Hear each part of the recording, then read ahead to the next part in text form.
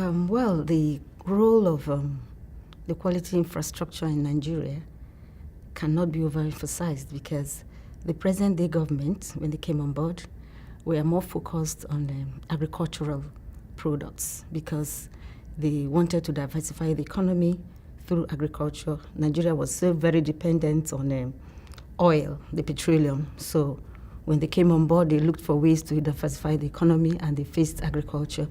And in doing that, all the necessary quality infrastructure elements or activities were also put in place to ensure that our agricultural products, not just meeting the local standards, but also meet international standards that will facilitate trade.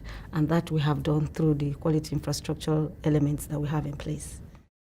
The role of the quality infrastructure in our economy for the Saudi Arabian Vision 2030 as one of its pillars is to build a thriving economy, and one of its main strategic objectives is to grow and diversify the economy in the kingdom.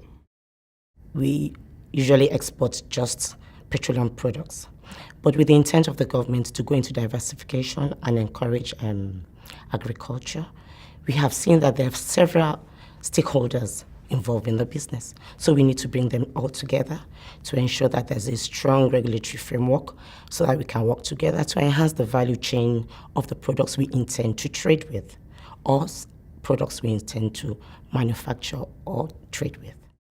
Well, there are various challenges. The very important ones are like Nigeria before now didn't have a defined objective as per the direction they want to go concerning the quality infrastructure.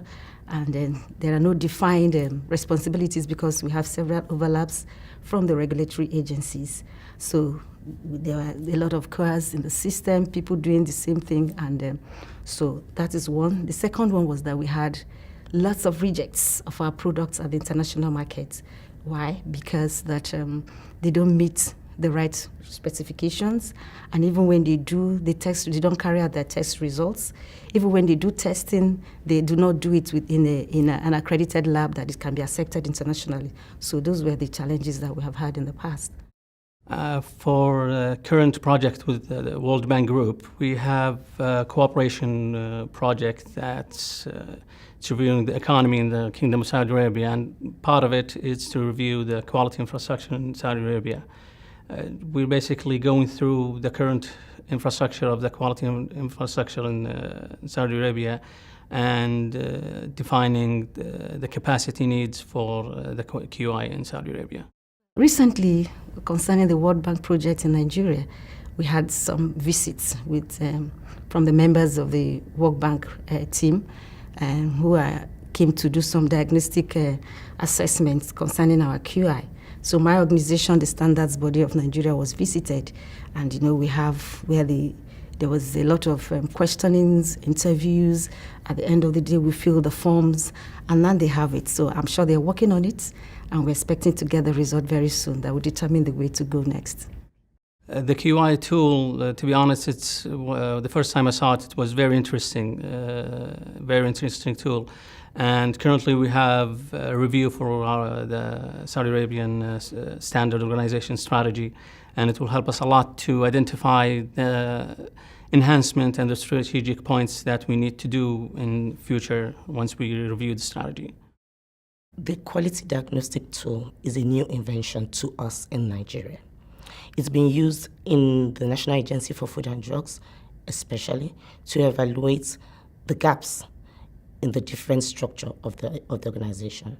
It's a new tool, but it's interesting. It's revealed the gap so far on the short term. But I believe when we know how to use it properly and we can analyze the results, then it will be of a great value to us as a nation.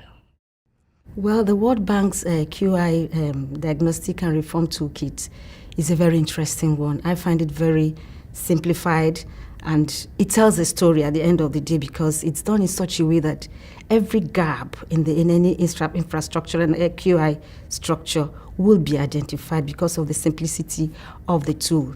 And for me, as a standard person and as a staff of the Standard Body of Nigeria, I have already decided to use it to to in my own workplace in the area of determining customer demands as per standards.